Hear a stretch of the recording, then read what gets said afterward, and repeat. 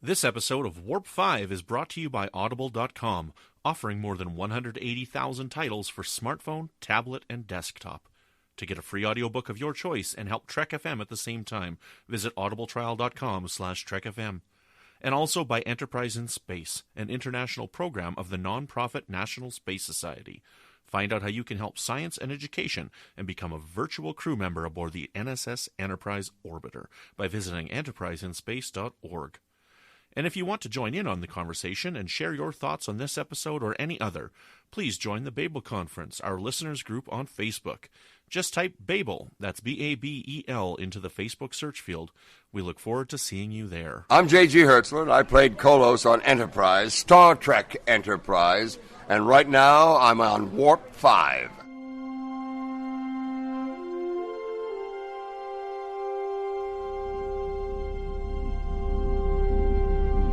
How we doing, Trip? Ready when you are. Prepare for warp. Course laid in, sir. Request permission to get underway.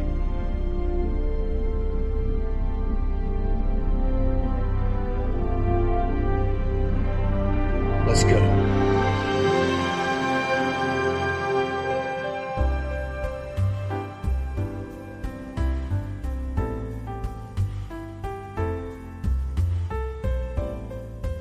Welcome, Boomers, to this final episode of Warp 5, to be hosted by my wonderful co-host Patrick and myself. How are you doing, my good friend Patrick? I'm doing all right. A little sad to see this go, but, we've said it before. We're looking into doing other things, and so unfortunately there has to be an end, right? There does have to be an end, absolutely. I see you got a nice new uniform, though, that actually has your name patch on it now. It says Devlin right in the corner. Yeah, and I mean, you're still an ensign, though, after like 10 years. I don't understand what that's about. Yeah, I'm never moving up. No, excellent. We got some weird-looking people on the bridge here. I don't know, they might be watching us from the holodeck or something like that from the future. This might be some weird thing, but we got a couple of other people that you may have seen on other episodes of other Star Trek franchises who seem to be enjoying and watching our final episode rehashed for you. May or so may hold not on, be wait, we're canon. going to ruin this just like Enterprise did? What are you talking about, ruined? I don't know what you're talking We're going to give the bad story? Well, the fans can determine whether or not this final episode is canon once we're done. Well, except they were actually here for real once. Yes, but They weren't just other franchises. they could have been the chef that's been feeding us the whole time, here on the show. I mean, we got to eat while we podcast, and, they've been here. So, joining us in this special holodeck adventure, we've got some previous co-hosts of Warp 5. Brandi, Jackola, how are you doing? I am fine, Brandon. It's nice to see you both. How are you both doing? Good. We're looking really good for it being, another 6 years since the last time we podcasted. Right? I You haven't look shaved in almo- that time, see? You look exactly the same to me. It's just like no time has passed at all. Right. Yes. Also joining us is Chef himself, Mr. Ataz, Jeffrey Harlan. How are you doing? Hey, I'm doing great. It's good to be back. I haven't been on a podcast in a while. Yeah, we were talking before, Mike, and we actually think that the last time you did a podcast was the last time you were on Warp 5 when we talked about Star Trek Beyond in 2017 for its first year anniversary. Yeah, it's been a while. Excellent, right on. Well, I've got a wonderful speech prepared for the end of the episode, but you guys aren't going to hear it because we're just going to end the program. Well, you got to start it. Oh, okay, I'll start the speech. Yeah, that's what I'll do. You get about 3 lines in and we just hit end. We just hit end program. Excellent. Yes, actually, so yes, this is going to be Patrick and mine. I don't know, how did you say that? Patrick and mine and Patrick's last episode? Patrick and my. Patrick and Yeah, mine? Patrick and That mine. sounds funny. You know, I know. There's one word that I always had trouble with, and to me, I always say it wrong, and I always thought it was passerbyers. No, Instead passersby. of passersby. Yeah, passerbyer. And people laughed at me in high school when I said passerbyer. Ooh, well, that's not okay. I don't know. I grew up and I got over it. So, anywho. Well, tonight we're just going to have kind of a general roundtable discussion, and we're just going to kind of talk about our history with the podcast. We're going to talk about Enterprise a little bit and our fandom with Enterprise, and, how did our podcasting experience perhaps change that fandom. So it's just going to be like just a little bit of a roundtable, just for something fun to finish us off here. We got to finish basically every project that we had except for one. So hopefully whoever the next host is are going to take up that one episode of Carrie's last season. So she was our first time Star Trek Enterprise watcher. And we finished our movie night series. We finished our retrospective. We got a ton of interviews in. And now it's time for us to move on. Because, I've been on for, I guess this is episode 202 right now. So I've been on for 130 episodes about. And there was only 97 episodes of Enterprise. I think it was 98 episodes of Enterprise. And so I've kind of exhausted what I need to talk about for Enterprise. It's just hard to come up with ideas and topics. Like, I don't understand how our Standard Orbit show is approaching 300 episodes, right? When considering there's only 80 episodes of the original Star Trek and then a few movies, right? And, Earl Grey is approaching 300 as well. So, it's just tough to come up with ideas. And so we got to get the young people in. What did Scotty say? Young minds, fresh ideas? Or no, Kirk said it to Scotty. So, someone said something to someone once that was profound. Yes, it was profound. Yes, and then if his grandmother had wheels, he'd be awakened. Jeff, let's start with you here. So, where was your Enterprise fandom when you joined Warp 5? I'd been watching since the very first episode aired. Mm-hmm. In fact, I didn't have TV at the time, so I was acquiring the episodes from the internet, and I watched them on my computer in my dorm room in college. Mm-hmm. And I've been avidly watching from the beginning, and it's something I've always just been a huge fan of. Everything Star Trek. Mm-hmm. In my view, all the different shows are just like different chapters in a big book. Mm-hmm. Excellent. Now, how would you say that participating in the Enterprise podcast changed your fandom for Enterprise?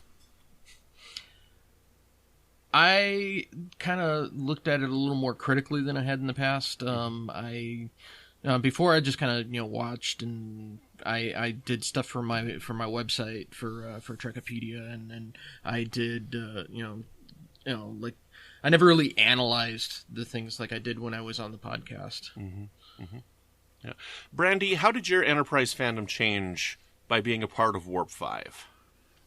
Well, I was a fan of the show beforehand, but until it became easily available on streaming services, I still hadn't seen all of the episodes. And if you've listened to past episodes where I was a host, you know that it got preempted in our area all the time by sporting events or wrestling. And so I missed almost all of season 3 and 4. In fact, I did tune in for an episode of season 3 and I had no idea what was going on. Like, wait, what is this? I don't understand what happened. Mm-hmm. And so when I started doing the podcast, for the most part, not for the most part, definitely, absolutely, it increased my love of the series 100-fold and gave me an even deeper and abiding respect for it that I just didn't have at the time that it was originally airing. I liked the show, but when something is difficult to find, it's difficult to form that lasting love for it. So I was very grateful to Netflix for putting them on. And I just, before I even had any idea I was ever going to be on this show, I had started an Enterprise rewatch and thought, wow, this really does actually hold up very well. So it just made me love it all that much more. Mm-hmm. Excellent. Patrick, how about you? Yeah, it was always your favorite series, but what changed when you were a podcaster talking about it? Well, for one, I got to watch it more often, although you guys kept making me watch the episode I hate the most over and over again. Constantly. But no, what really changed, I appreciated different things a lot more than I did in previous watches through the show. Because you're right, it was always my favorite, because season 3 had had great ties to things that had happened in life that was very personal to me, and very close to me. But I was able to be more critical of certain things, and I understood the reasons for other things more because of that more critical eye, I would say. It's still my favorite show. I probably love it more now than I did before I started podcasting, much like Brandi. But I did get to watch it in first runs, luckily, because my DVR would pick it up whenever it was on. I was finally watching Neuropressure without my grandmother. That was a plus. But other than that, I mean, not too much change because it was already my favorite show of the Star Trek, shows. Yeah, for me, it wasn't really Warp 5 that changed my love of Enterprise. It was a little bit before that. It was about a year before I came on to Enterprise when I started watching it for the Trek FM rewatch, the From There to Here rewatch that we did in 2016. That's when I got really heavily involved with Trek FM, and I watched all the episodes pretty quickly, and I was really surprised because prior to that, Enterprise was definitely my least favorite Star Trek. And, as I've said on the show, while it's not my favorite anymore, it's definitely gone up, in my opinions, quite a bit. And if I were to just randomly pick a series to watch, it's probably like right in the middle. I'd say it's probably my third favorite series, right? Because nothing can take D Space Nine off the top, and then TOS is what got me into the show, so it's always going to be my second favorite after Deep Space Nine. And I would say probably Enterprise is my third. I mean, I really, really, truly love it. And I learned that it probably came at the wrong time. And I mean, people have said this over and over, like to be coming hot on the heels of Voyager, to be starting after 14 solid years of Star Trek on TV was probably the wrong time for it to come. But I would say that my appreciation for the series definitely continued to grow as we talked about it, because we did start to look at it critically, and it had been more than just entertainment while we were talking about it.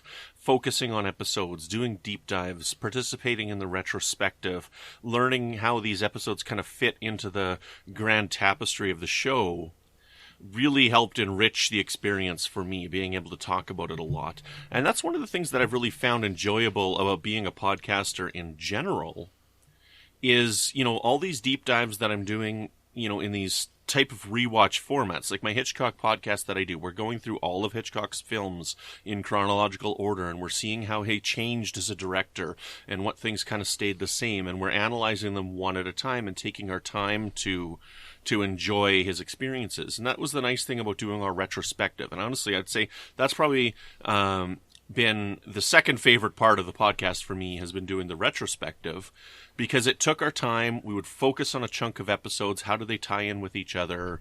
And then how do they tie into the grand scheme of things? So I was, Patrick and I said, I think it was in our last episode, that the movie retrospective was probably my favorite part because it was just so much fun. But the retrospective definitely, for the episodes, really gave me an appreciation for the whole tapestry of the whole show.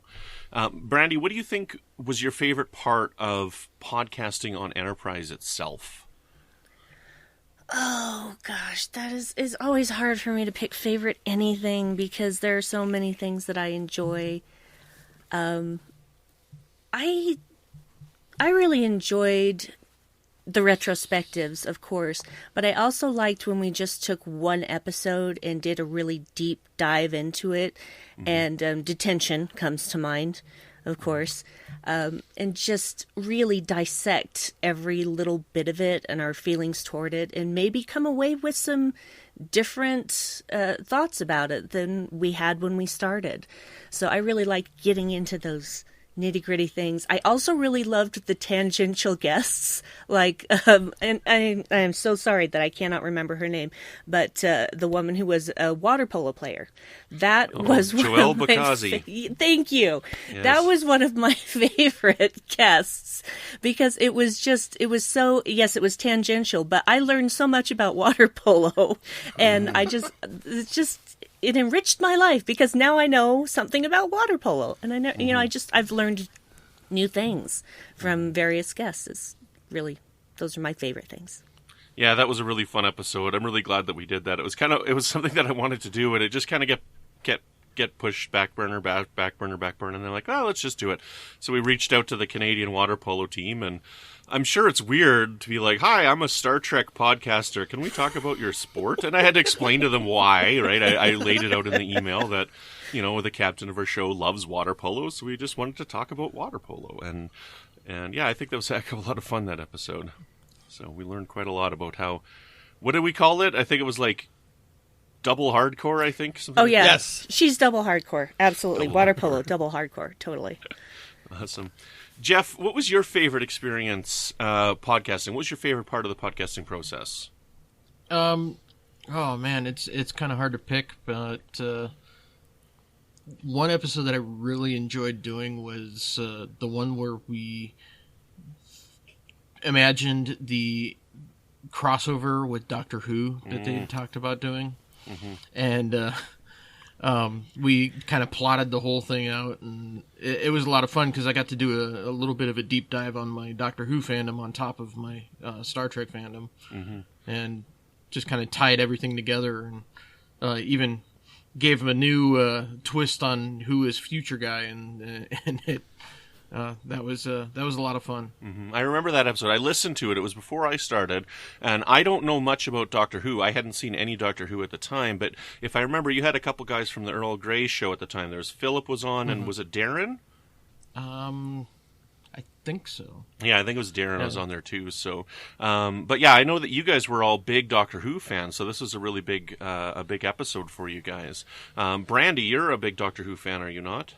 I love Doctor Who, yes. Mm-hmm, yeah. I have watched a lot of the original series as much as I could get my hands on, but it became difficult as copyrights started coming into effect and websites having to take those episodes down. So, yeah. What was Future Guy the Master? Please tell me it was. Actually, I think what we were doing was that we threw in Omega. Oh, snap! Nice. I like it. I don't know what they're talking about. Me either. It's okay. I'm not even going to go into the Tomb of Rassilon. I even have the Doctor Who book that came out last Christmas, and I haven't read it, and I've never watched an episode.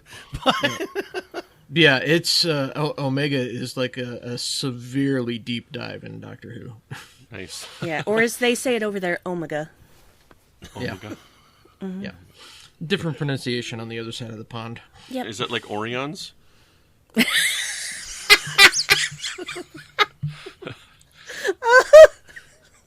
Yes. Sorry. That is going to be in my head forever. Thanks. You've ruined Orion's forever. No, I'm kidding. You haven't ruined it. Well, that's from the TAS episode, The Pirates of Orion. I know. I know. I'd forgotten about that until now. That one's an odd one. To me, for the animated episode, Orions are different from Orions. I don't know, because they don't look the same. They're not green or anything. So I just go with they're a different alien race completely. Let's go with that, because when I was a kid, I thought they said Oreos. Oreos. The Pirates. That's of what Oreos. I was thinking when he said it, though. Oh, the Oreos? Oh, they're so cream-filled and good. Yeah, I was 4, so I was just like, did they say Oreos? Mm-hmm. Are there Oreos in the future? I hope so. They're yummy. See, now I was going to say twist the head and lick him, right? And then that made me think of the Creepshow episode that I just watched, right? The doll Yes! head, so. Yes! Oh, creepy! So, if you haven't checked out Creepshow yet, check it out. It's on Shudder. It's really good. It's so great. It's excellent stuff. Excellent. Patrick, what's your favorite aspect of podcasting? Normally, I'm actually easy to pick a favorite, but I have a bit of a problem. I don't know what my favorite thing would be here, because I do like the retrospects a lot, because they did change my perspective on a lot of episodes.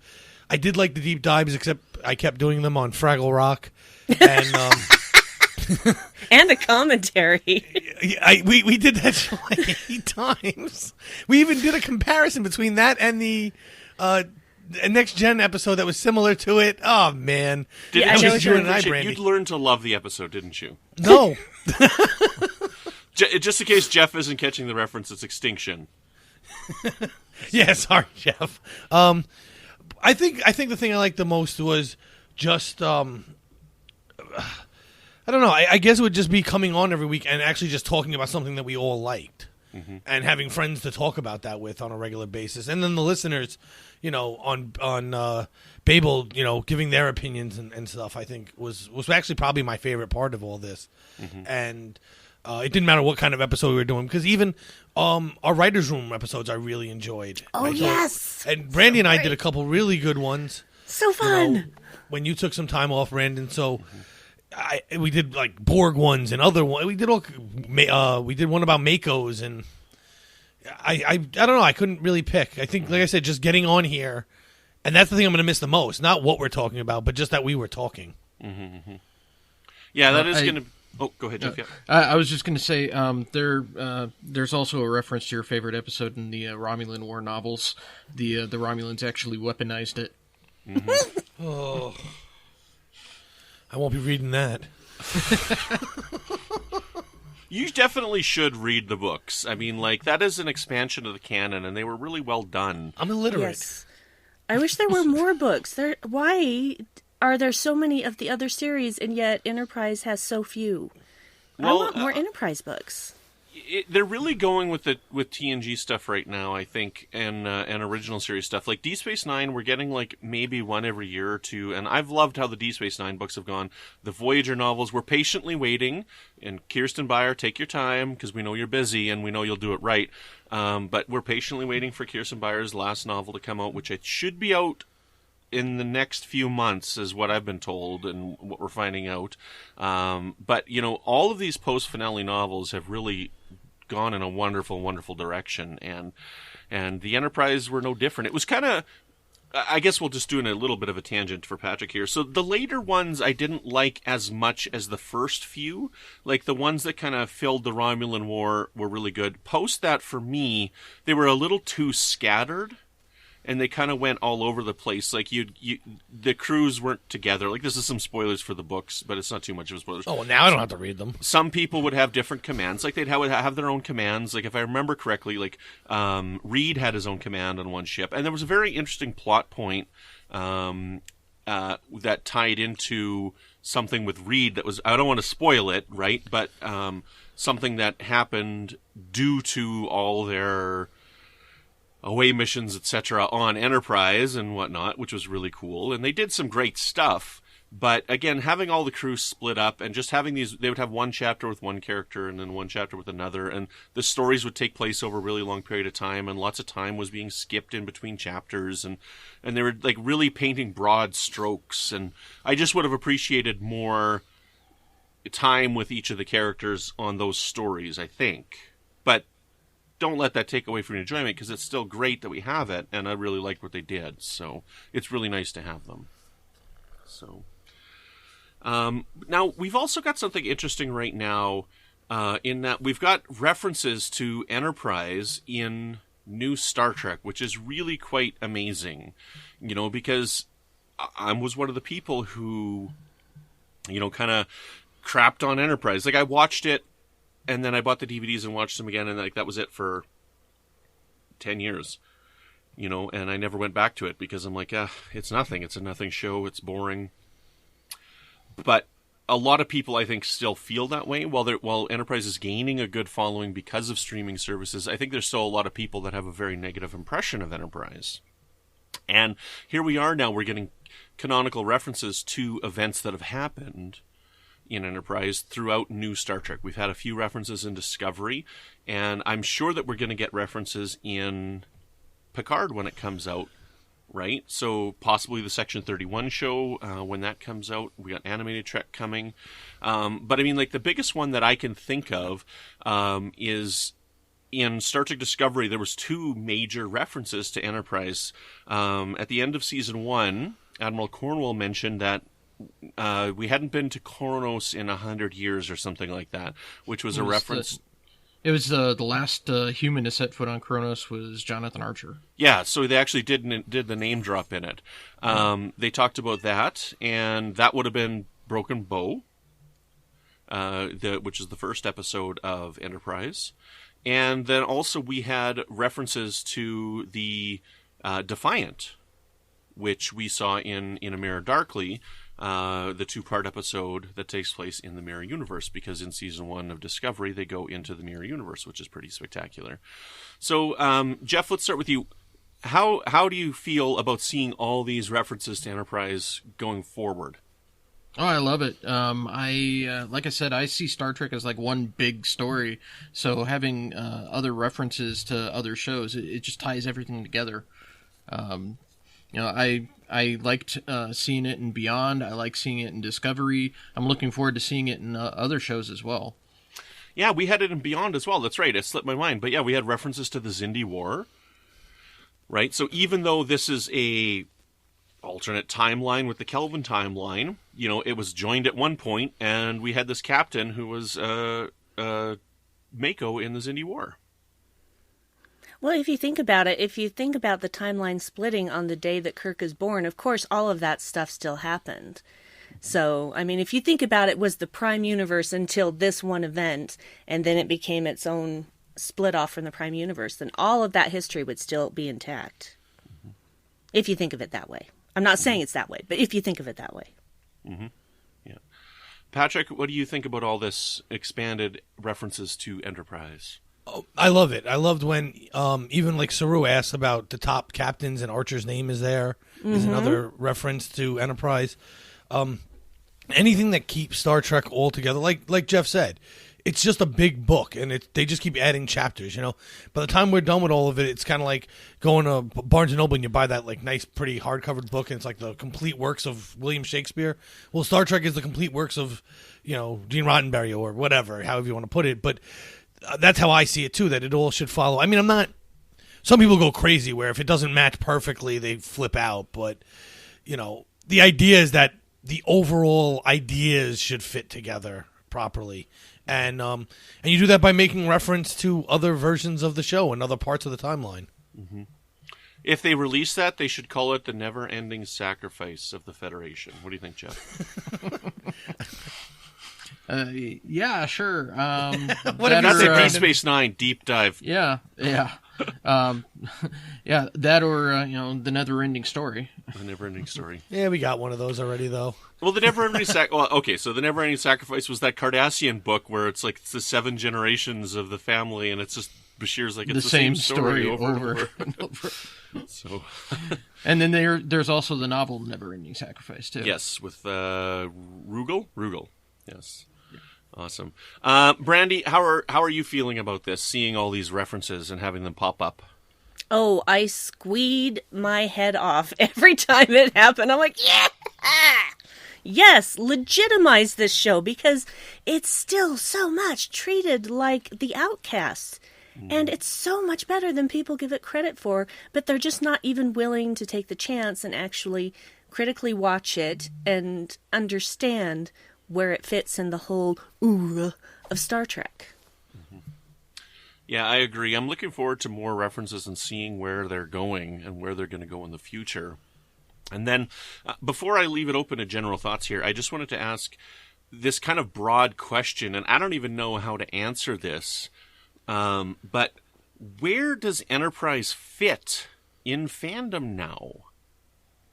Right? That's kind of a broad question, but I think it's a really interesting question. Where does this fit in fandom now?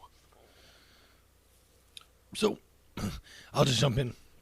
I think in fandom, it basically fits where you have it for a lot of people.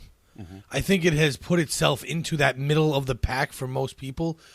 Because, there are still some people who don't want to watch it and don't care about it and whatever.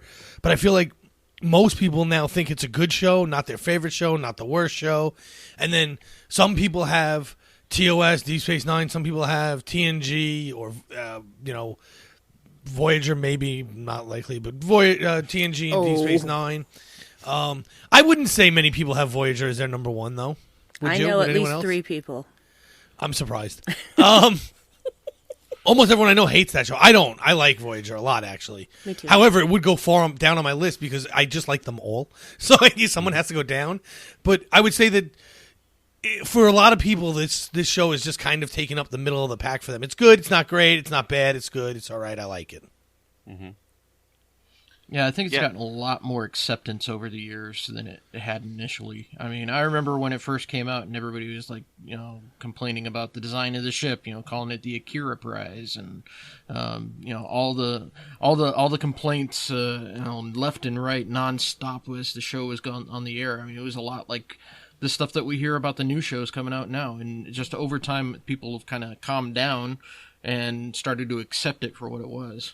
Mm-hmm. Those people that called it the Akira Prize, did they have some plastic thing inside of their pockets? I don't know. I never actually met them in person. It was the early days of the internet. A pocket protector? Yeah, pocket protector. I will have you know, I have never had a pocket protector in my pocket. I own one. Did you ever really call do. it the Akira Prize? My union, actually, when we get our A cards, sends us like a nice, cool medallion and a pocket protector with the formula for Ohm's Law on it. Nice. And I still have it. Mm-hmm. Ohm's Law, is that the Luoxana's butler, his law? Yeah, something like that. Mr. Ohm? It'd be Mr. Law. Mr. Law. Ohm would be his first name. No, Mr. Home. I called him Mr. Home, right? So it's his law. Yeah. So I picture this as like a little booklet of how to take care of Luoxana's luggage. What time does she eat? Right? Where are all the bells, the chimes for eating? It's a good thing you're cute, Brandon.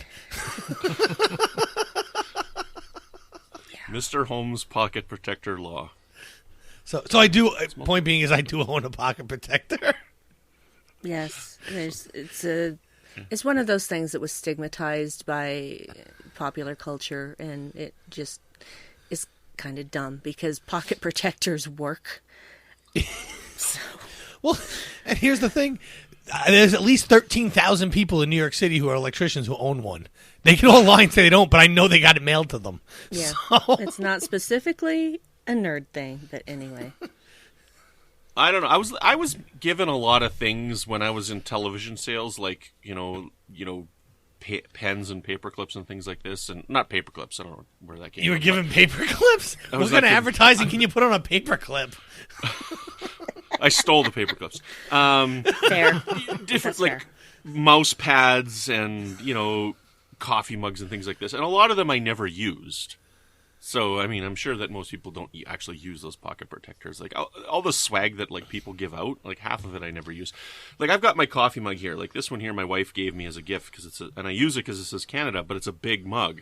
So every mug that somebody gives me, I never use, because I always had this one big mug, right? And so that was the one that I always used, because I knew how to make my coffee in that one mug.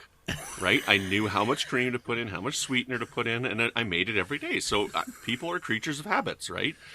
So I would do that. And then my daughter broke the cup one day. She pulled it off the counter, and I'm like, no! I was just grateful she didn't burn herself because it was full of coffee. So they bought me a replacement mug that was the same size. And then my wife actually bought me this one, which is a fraction smaller, but I use it because it says Canada. So all these other mugs I still have, I just never use because I just use this one mug. So, well, ironically, I actually did use my pocket protector, but not for what it's meant for. So I never actually put it. What did you use it for? Because, well, the reason why we get them as electricians is we actually keep pens and pencils to mark pipe and lay out and do all kinds of stuff, right? So the idea is that's why they give it to us. However, I take all my safety certificates and stuff that thing in there, so when I show up to a job, I can just hand them the whole booklet. That's fair. Yeah, I mean, so it's basically a folder, a really tiny folder. But I'm so sick of carrying. I have a card for 4-hour scaffold, 4-hour fall protection, confined space, OSHA 30, OSHA 10, SST, sexual harassment. I didn't commit it. I got a course in it. Just in case that was the next word, because I saw Brandy's eyes light up. That is not true. There is many deleted things from our podcast after the mics have been turned off that have left me crying at night, Patrick. That might be true, but it wasn't sexual. Maybe not to you. So, point being is we had to do this 32-minute sexual harassment course on how to treat people.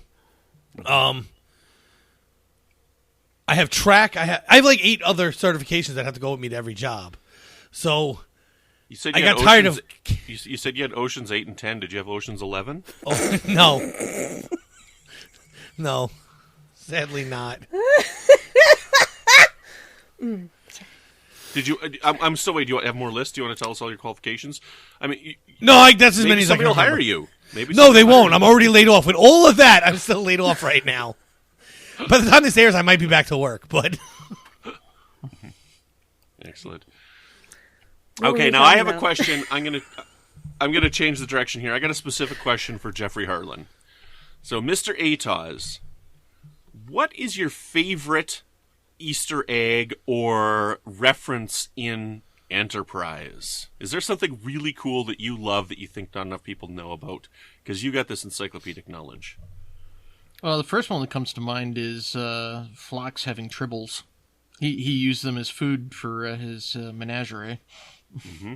Yes, he did. Yes, so we had tribbles on Enterprise. That's pretty cool. Yeah. Oh man, there were so many little subtle references too in the first season. A lot of them just went over people's heads because they were so subtle. But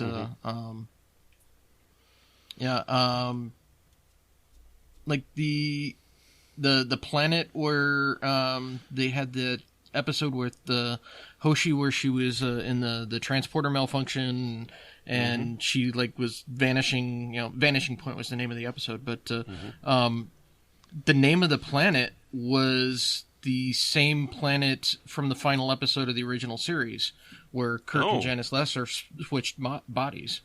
Oh, wow. I didn't know that.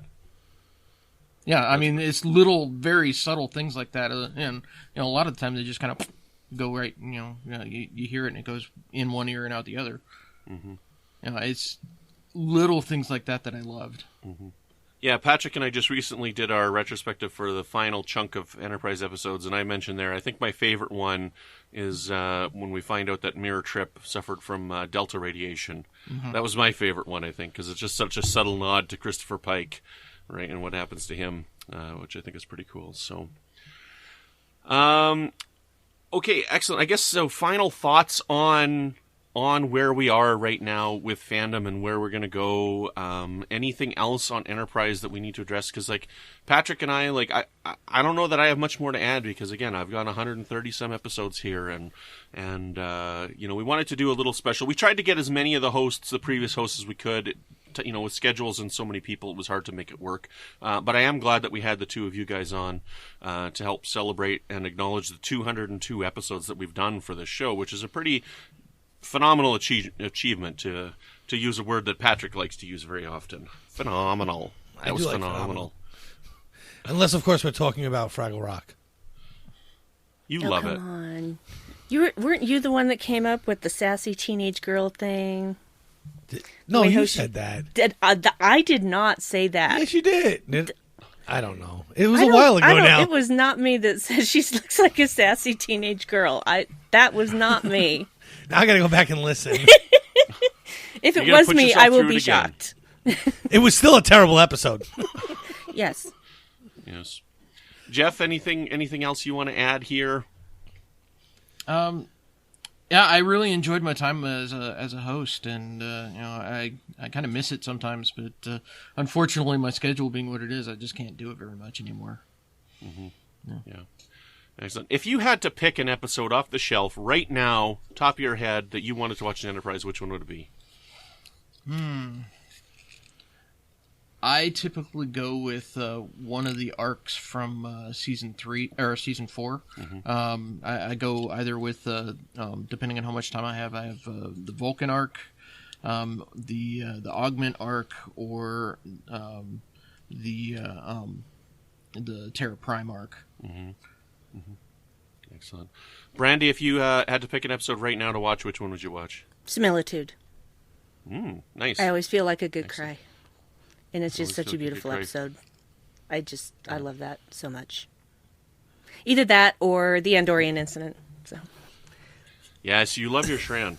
I do love my Shran. Yes. And he's in Creepshow.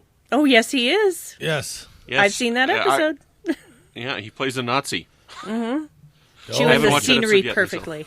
No, it's fantastic. It's just everything that Americans would think Nazis were like in that time period. Absolutely. Just fabulous. He's fabulous. I love Jeffrey Combs. So, Patrick, if you're grabbing an episode off the shelf right now, what are you grabbing? somewhere in season 3. I'm not sure where. It depends on how I feel at that exact moment. If I wanted early season 3 or late season 3, no. Not even close. I've watched that enough for this podcast to last me the rest of my life. I don't ever have to see that episode again. But then when you put on Regine, you'll be so confused as to why everybody is all weird. Yeah, I'm okay with that. Okay. They got sick. I think if I'm grabbing an episode right now, I think I want to watch Detained today. So, Nice.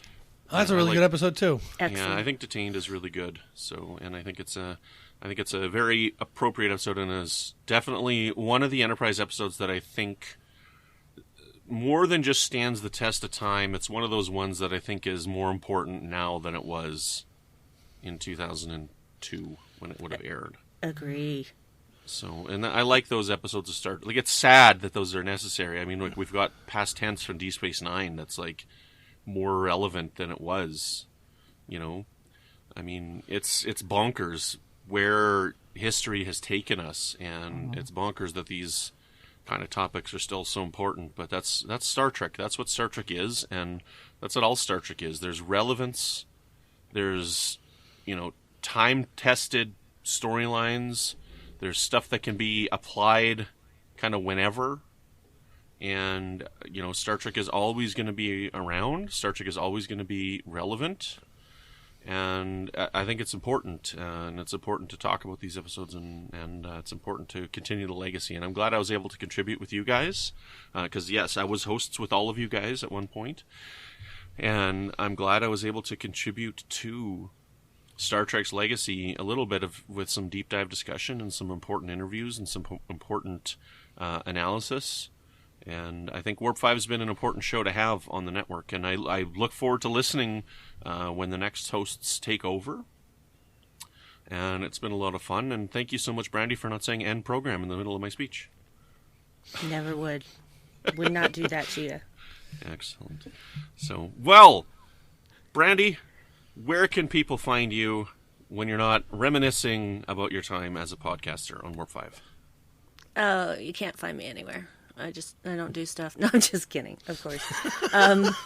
If you really wanted to, you could find me on Twitter at Brandywine12. It's Brandi with an I, 12 is a number.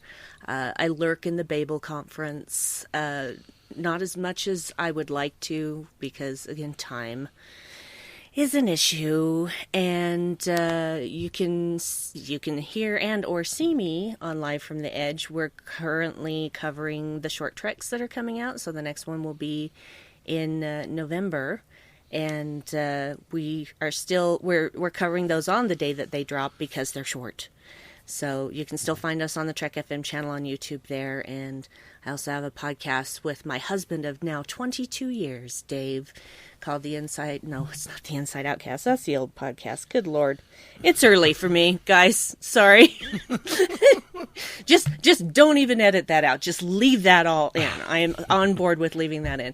It's called the Dark Corner Podcast, which you can find at darkcornerpodcast.com. And we recently did I and Haley from Standard Orbit and Zach from To the Journey and Amy from Earl Grey did a panel at FanX Fall, and we were talking about diversity in Star Trek, and we ended up in a different kind of discussion when we were supposed to be talking about Discovery. So I asked Dave, can we just take all of my hard-prepared notes that I didn't get to use and do that on our show? And so we did that. So if you have any interest in hearing about the massive diversity in Discovery, you can find that on our podcast. Mm-hmm. Excellent. Right on. Jeff, thank you so much for joining us today. And you know what I got to say, though? There's something that I was really disappointed with, and, you know, you had a tweet... or a Facebook post, and I tweeted it to gain some traction, and it gained some traction, and it turned out to not be true, but you had an image of the preserver obelisk from the Paradise Syndrome, and the something from one of the Discovery episodes where we went to Saru's planet, which I can't remember the title of right now. And you're like, look at this. This is the same thing, but the one in Discovery is upside down. This can't be a coincidence. And I'm like, oh, this is the answer to life. And it turned out to have nothing relevant. Yeah, from what I've been told from people who know people, apparently the people who were doing the special effects work for that episode were huge fans and threw that in as an Easter egg. That's nice. Well, it was a wonderful Easter egg. So. Nice reference. That's why I like following Jeff. Jeff, where can people follow you for all these wonderful little Star Trek tidbits? Because you're always looking for this kind of stuff, which is great. Yeah, I'm on Twitter at Harlander, Instagram Harlander77. I have my Star Trek sites, Trekipedia.com. I've been updating the heck out of that lately. And it's I'm actually working on a timeline right now for real world production timeline, but I've got like a whole host of timelines for all the different parallel universes and everything. And then I've also got a new blog that I just started up, converted my old blog and kind of renamed it. It's called geekunifiedtheory.com. And I'm just getting that one started. I'm in the middle of a series. I'm talking about the history of Star Trek role-playing games, and I've got going company by company throughout history. I started with the old FASA role-playing game from the 80s, and then I did the Last Unicorn games from the late 90s, and I'm working on the next one, talking about the Decipher, and then the current role-playing game from Modiphius. Nice. Excellent. Yeah, you love that deep dive, and you definitely put a lot of time and energy into your websites. They're pretty darn cool. So, guys, check them out. Trekipedia.com. You implement like where things take place. Like you got the books involved in there and everything, the novels, and you come up with ways to squint and it fits right here kind of thing, right? So yeah, and whenever I have to kind of like hand wave something on an entry, I have footnotes saying this is what I did and why, or like this has like 3 different times where you have a conflicting thing, and I picked this one because it's from an episode, and these are from books, and the episode takes precedence. Right. Excellent. Awesome. Well, thank you guys so very much for joining us. I truly appreciate it. Reminiscing about our podcast is not all we've been doing here on the network this week, so please take a listen to this clip and see what else you may have missed elsewhere from Trek FM. Previously on Trek.fm, Earl Grey. Okay, that's excellent. And it'll be interesting to see how we interpreted the topic, because I know I may have interpreted it maybe a little differently than others did. We'll see. Is this another time travel thing? No, I was going to say no time travel for me as long as Jellicoe doesn't come into this. Sure. Okay, so we'll make that deal then. Awesome. I'm in. All right. Literary Treks.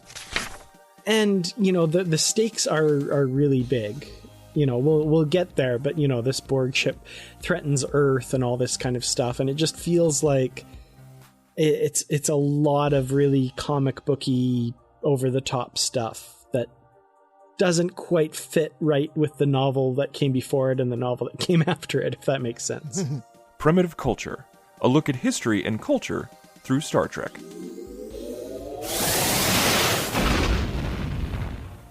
And Next Gen arriving was this sort of, wow, this looks incredible. I know when we look at sort of first season Next Gen now, what we're going is, wow, this is really slow and stagey. But in fact, it was incredible. It was absolutely game-changing.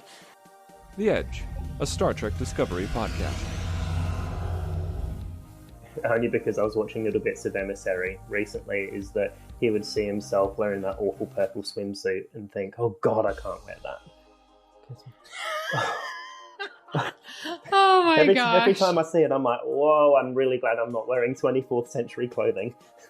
If you wanted me to murder an entire society, fine. But I'm not wearing that bathing suit.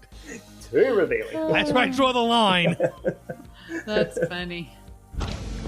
And that's what else is happening on Trek.fm. check out all these shows and join the conversation about your favorite corner of the Star Trek universe and beyond. You'll find us wherever you get your podcast. If you're an Apple user, be sure to hit the subscribe button. End program.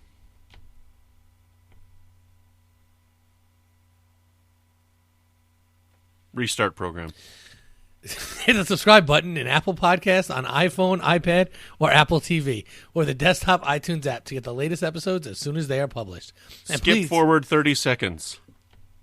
If you're not an Apple user, we've got you covered as well. You can find our shows on Google Play Music, Stitcher, TuneIn, Spreaker, SoundCloud, Windows Phone, in most third-party apps, and you can stream and download the MP3 file from our website or grab the RSS link. Objective mode. We'd love to hear your thoughts on today's show, and there are many ways for you to do that. The best place to join in a larger conversation is the Babel Conference, our listeners group on Facebook. Just type Babel, that's B-A-B-E-L, into the search field on Facebook, and it should come right up. If you'd like to send us an email, you can use the form on our website at trek.fm/contact. Choose to send to a show and select Warp 5. That will come right to us, and we'll still get it for a little while anyways. We'll still get your emails and be able to read them, even though this is it. You can also find the network on Twitter at TrekFM and on Facebook at facebook.com/TrekFM. Patrick? Brandon? It's been a lot of fun. It has been. I'm really glad that I got you on the show. And, you know, when I did it, the first thing that I said when Floyd left was, I'm not sure if I want to go on without Floyd, but let me think on it. And I did. And when I decided, the first thing I said is I want Patrick. Well, I'm very appreciative of that. You got me a chance to podcast regularly, and I really enjoyed it. And I got to do it with you. We did it with Brandi for a little while, but we continued on after she had to leave for her reasons. And I'm glad we did. I'm a little sad we're ending, but you know, the show must go on. Yes, the show must go on. But yeah, no, honestly though, it's been really great to get to know you. It's been great to be able to do this, and it's been great to be able to talk about this. And it's going to be weird, like, you know, behind the scenes, we haven't done a Warp 5 in over a month. So we did a huge chunk of episodes in August there to just get us to here. And then we were going to end with 200, and then, you know, if you listen to 200, Patrick wasn't there. So we had recorded an intro and an outro for 200 with Patrick, but then I'm like, no, this does not feel right to just have this brief intro and outro saying goodbye with Patrick there. It didn't feel right. So we came up with the idea to do the two more. We had the Spaceballs running joke, and we decided to do the movie night for Spaceballs, and then we decided to do this. I wanted to come up with something a little special. We did try and get all the previous hosts, but you know, just due to schedules, we couldn't have them. But you know, which is okay. But we wanted to try and have something special there. But so you and I are still talking back and forth, which is great, because I'm not the best when it comes to, you know, keeping in contact with people on social media, because I'm not very good at messages. Like when you and me and Brandi first started Warp 5 and we had our group chat, you guys are sitting there messaging back and forth about wrestling and this and stuff, and I piped in and I'm like, guys, just so you know, I'm seeing all the messages. I just don't chat a lot in Messenger. I'm not good at that. So don't think I'm like upset or anything. Just know, like, keep talking in here because it's nice to be in touch, but I just may not comment very often. And I don't really comment that often, but you and I will message each other a couple times a day and stuff in Messenger now.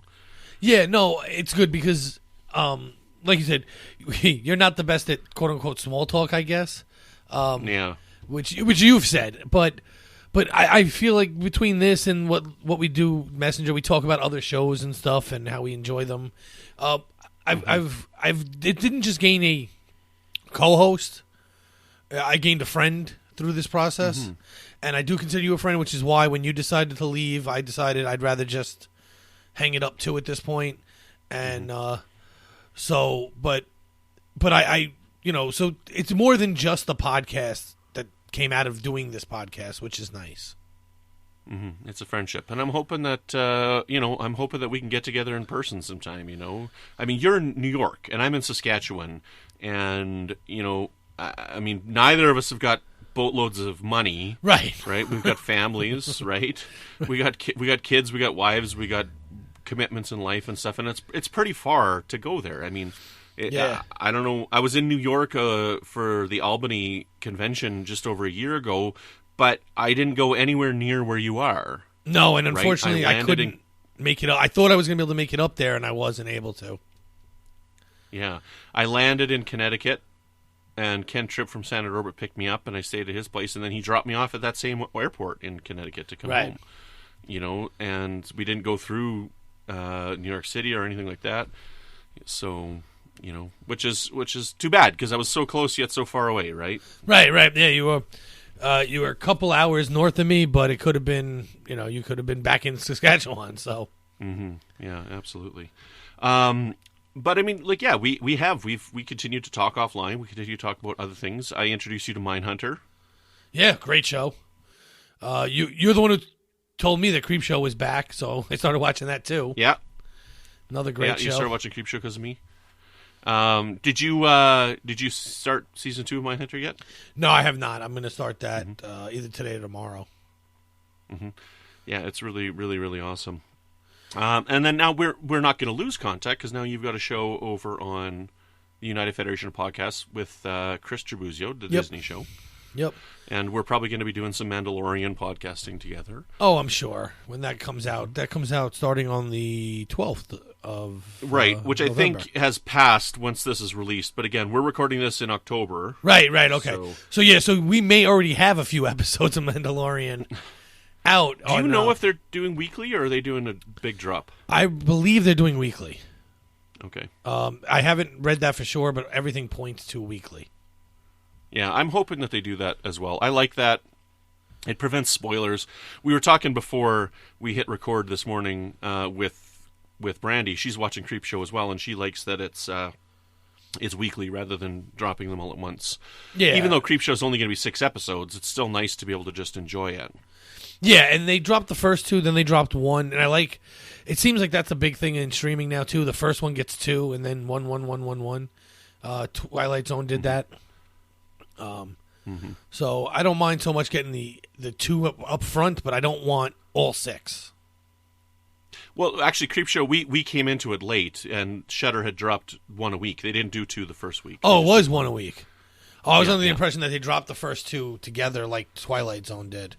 But well, they have the 45-minute episode, which is 2 22-minute episodes in it. Right. All 6, right? So it's really good. If you like horror movies, guys, and stuff, and 80s horror, then you'll definitely love this show. It's pretty awesome. Yeah, it definitely has that Creepshow feel. Excellent. Patrick, where can people find you when you're not reminiscing with your old pal, Brandon? Well, people can find me on Twitter at MagicDrop5. That's a single word. The 5 is a digit. They can also find me on Twitch streaming Diablo 3 usually I'm playing, or maybe Age of Empires 2 Definitive when that comes out, with just some music in the background, and I interact with anyone who comes onto my stream and types in and talks. In fact, mostly it's Chris Tribuzio I'm talking with, because he's usually the one watching. But so there's those 2 options. You can also find me over on The Edge with my good friend Amy Nelson on this network here. And on the UFP network, you can find me with Chris Tribuzio as well, who I'm chatting with. And that is Mickey's Marvels. Just make sure to put the apostrophe S in for Mickey's when you're looking for it on iTunes, or it has a hard time finding it. There's just so many Disney podcasts out there. And in that one, we do deep dives on Disney movies. And that comes out every other week. It's all movies, live action, older, newer, deep cuts with people maybe not really have paid attention to, live action, like I said, animated, and we'll be doing some of the stuff that comes on the Disney Plus network when that comes out. So, and I pop in the Babel conference when I can. My time just freed up a little bit, so I should be on there a little bit more than I have been recently. But so that's that. Did you mention The Edge? Yeah, with Amy. You did? Okay, yeah, sorry. I tuned you out. I know you do. Yeah. That's why we're such good friends. Who are you? Where am I? If you're going to run this program to get a bit of history, you should probably pay attention to it. Excellent. So, Brandon, where can people find you when you're not jumping in and out of different people's bodies to get information from a Holo program? Oh, you can find me on Twitter at Brandon-Mutala, and you can find me here on the network with A Line, which is our Star Trek Picard podcast, which we now have an official date of January 23rd. We're very excited that that's coming out. And we also have a show called called Good Evening, an Alfred Hitchcock podcast, which I mentioned. It's over on the Fandom Podcast Network as well as in its own independent feed. Over there, my friends Chris and Tom and I, we talk about Hitchcock movies one at a time in chronological order. You can find me as well on the United Federation of Podcast Network with my friend Zach Moore. We have a show called Franchise Fatigue, where we go over movies and sequels and remakes. And I believe we've just started to release our episodes on the Man with No Name series, which is the Western trilogy with Clint Eastwood, Fistful of Dollars and whatnot. But we also are doing, so because of the remakes and whatnot, it's a lot of fun. So the first two that we did were two Japanese samurai films called Yojimbo and Sanjuro, because A Fistful of Dollars is a remake of Yojimbo. And then we had A Fistful of Dollars, A Few Dollars More, Good, Bad, and the Ugly. And then we're also going to do the Bruce Willis film Last Man Standing, because that's kind of a remake of A Fistful of Dollars and Yojimbo. That's kind of same storyline. So that's going to be our most diverse series of films that we've covered so far, which is pretty cool. So I'm looking forward to how that show is going to go. And then actually, in January, we're going to do the 3 Creepshow movies, Creepshow 1, 2, and 3, and Creepshow 3 is just atrocious. It's absolutely awful. Spoiler alert, they're going to say it's fatigued at that point. Oh, yes. But Creepshow 1 and 2 are very, very good. So, excellent. Right on. Well, that's all I've got for you now. Guys, thank you so much for listening. I hope you've enjoyed our run. I know we've got some loyal fans, and we thank you for all your interaction with people. I mean, Mike on Twitter, William on Twitter. You know, guys, we love you. We love the interaction. Brandon Coles over on Facebook. You know, Brandon was on an episode as well when we talked about the Magnificent Seven episode. Yep. Marauders. You know, so it was great to have him on. And, you know, Enterprise has some loyal fans, and we did it for you guys because we love the fans, and we do like interacting with you guys. So thank you so much for following along with us and listening to the show, and we do truly appreciate it. So, if you'd like to help us keep all our shows coming to you each week, you can become a patron of the network on Patreon. Visit patreon.com/TrekFM. That's patreon.com/TrekFM to get all the details. Perks include early access to episodes, exclusive content, producer credits, and more. Available through our special patrons website, Patron Zone. It requires a great deal of money to produce, host, and distribute these shows each month. We really appreciate any support you can give us and hope you'll join the team. Again, you'll find all the details at patreon.com/TrekFM. And at this time, we'd like to thank our associate producers. They are Norman C. Lau, Floyd Dorsey, Mike Morrison, Tim Cooper, Justin Oser, Mark Flessa, Chris Trabuzio, Jim McMahon. Thank you for your continued support of the network, and in particular Warp 5, and for making me, up until the end of this episode, the most associate produced person on the network. Yes, you are, because you have the 2 shows. Yep. Excellent, with the edge. Who are those associate producers? I just gave the names. Oh, sorry, I wasn't paying attention. Wow, you're terrible. Excellent. Program Rewind. Let me hear that. I don't remember. Norman C. Lau, Floyd Dorsey, Mike Morrison, Tim Cooper, Justin Oser, Mark Flessa, Chris Trabuzio, Jim McMahon. Thank you once again for supporting the network, and in particular Warp 5, and for making me the number 1 most associated producer person on the network. Yes. Yes, excellent. Those people deserve a second mention in this episode anyway, so... You are the worst. A little behind the scenes for you guys. When Brandon's answers didn't make sense to my questions, now you know why. Awesome. Okay, guys. Thank you so much for listening. And remember, you can't be afraid of the wind.